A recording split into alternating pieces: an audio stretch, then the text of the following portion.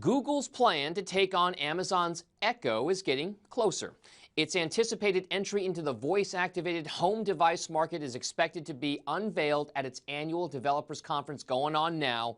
So joining us now to break it all down is Dan Costa, editor-in-chief over at PCMag.com. So Dan, consumers, they've grown, we can say, accustomed to asking OK Google on their smartphones or Siri for Apple users for some of these simple tasks or questions.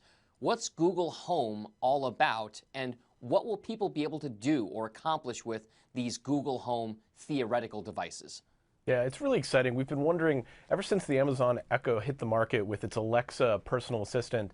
We were wondering when Google was going to get into the fray because they've got all the pieces to offer a similar service.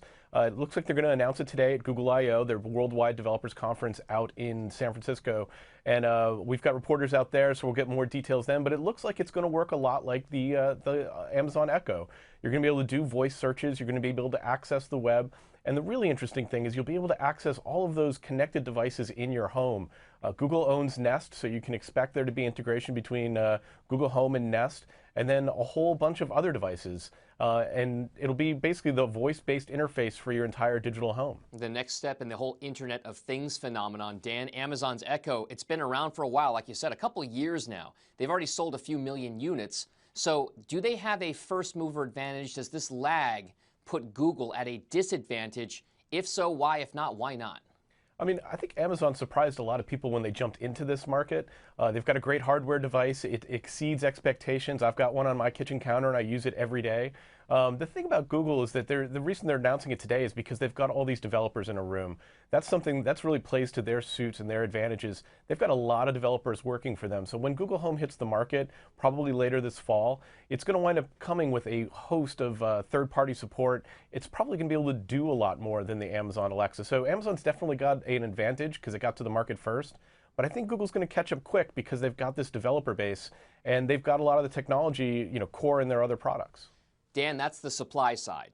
What about the demand side? Your thoughts on what the consumer appetite will be for some of these voice-activated devices? What does the future look like? Do I really need or want, or am I really going to take a shine to being able to say something to a hardware device that controls my thermostat or my fridge or anything else in my house? Yeah, this is really a genuine platform shift. It's something that we haven't seen. I would almost liken it back to the early days of the tablet when the iPad first hit the market.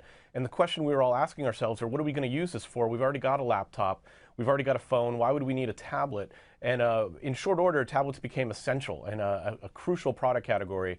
At this point, people really don't know why they need a personal assistant in their home. It's going to be up to vendors to actually convince us that we need them. The early news is, though, people that have an Amazon Echo that have been using Alexa, it's gotten very positive reviews. Consumers like having it around. They just need to offer more services. They need to do more and provide more value. And I think we're going to hear a lot more about that later on today at Google I/O. The science fiction fan in me almost thinks to myself, hey, I can ask for tea, Earl Grey, hot at some point in the future, and some voice-recognized food replicator is going to just give it to me, Star Trek style. Right? Google's going to try and make it so. All right. Thank you so much for joining in on my Star Trek shenanigans as well. Dan Costa, editor-in-chief over at PCMag.com. And thanks for watching. I'm Dominic Chu. Have a great day. Hey CNBC fans, thanks for checking out our YouTube channel. Here you're going to find videos packed with all of the information that you need to be smarter about your finances. You can subscribe by clicking right here and click on all the videos around me or the I right here to watch the latest from CNBC. Thanks for watching.